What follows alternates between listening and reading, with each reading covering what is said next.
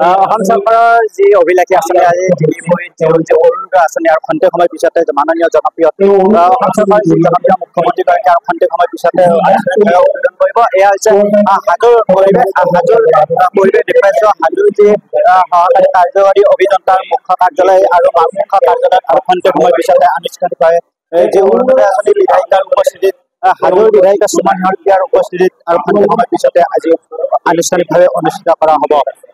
আমি কিছু পৰিৱেশ দেখুৱাইছো। হাজো পৰিৱেশ এয়া লোকেল লোকৰণৰ পৰিৱেশ হৈ পৰিছে। হাজোত কেঁচুৱালৈ এনেদৰে ওলাই আহিছে সকলো মহিলা। আজি আনুষ্ঠানিকভাৱে 19 লাখ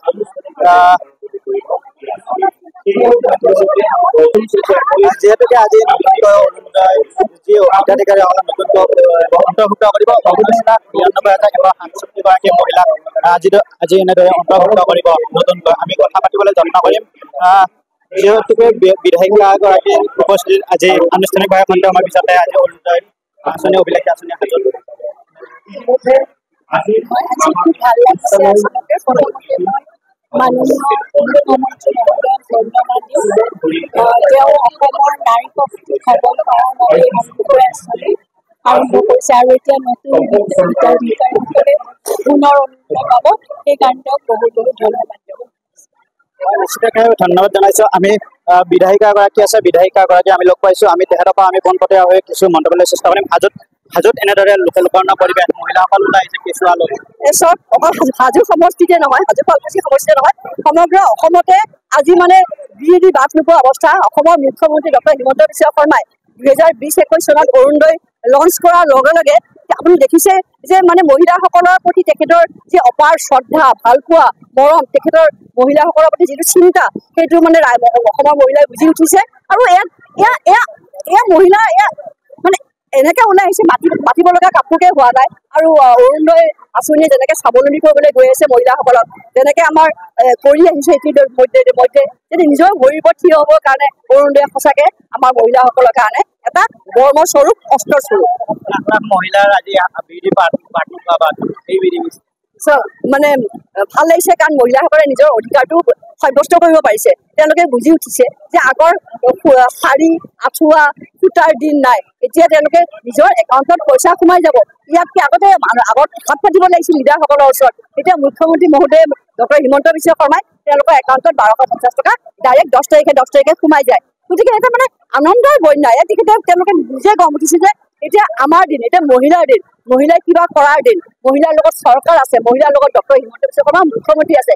মামা বুলি মাতক, ভাই বুলি মাতক, দাদা বুলি মাতক, পুত্ৰ বুলি মাতক, পুত্ৰ হিচাপে হওক, ভাই হিচাপে হওক, মুখ্যমন্ত্ৰী মহোদয় মহিলাৰ লগত সদায় আছে। নিশ্চিতভাৱে ধন্যবাদ জনাইছো। এয়া আছিলে হাজোৰ লোক নিৰ্মাণ বিভাগৰ অভিযন্তা বিভাগৰ পৰিৱেশ। আমি খন্তেক সময়ৰ পিছতে আৰু কিছু পৰিৱেশ দেখুৱাবলৈ চেষ্টা কৰিম। হাজোত এনেদৰে লোককৰণৰ পৰিৱেশ হৈ পৰিছে। তীৰ্থনগৰী হাজোৰ এয়া পৰিৱেশ। আমি কিছু মহিলা আছে, মহিলাসকলৰ পৰা আমি কিছু মন্তব্য লৈ চেষ্টা কৰিম। জনপ্ৰিয় মুখ্যমন্ত্ৰীগৰাকী আৰু খন্তেক সময়ৰ পিছতে আজি লাখ লাখ হিতাধিকাৰী অৰুণোদয় বিতৰণ কৰিব। কেনে লাগিছে?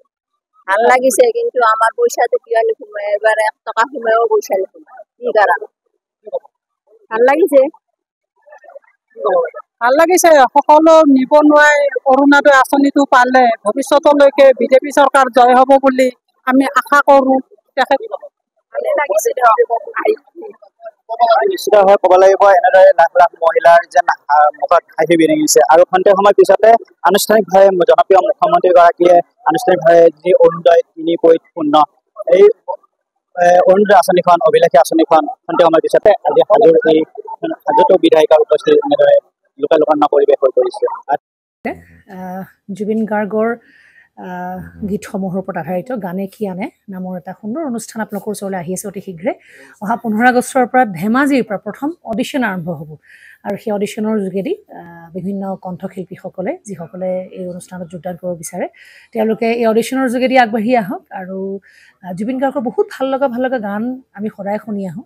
আৰু আপোনালোকৰ যদি ভাল লগা গান থাকে, জুবিন গাৰ্গৰ আপোনালোকে গাই ভাল পায়, তেন্তে অডিশ্যনত যোগদান কৰক। মোৰ ফালৰ পৰা আন্তৰিক শুভকামনা থাকিল এই সম্পূৰ্ণ অনুষ্ঠানটোলৈ। ধন্যবাদ।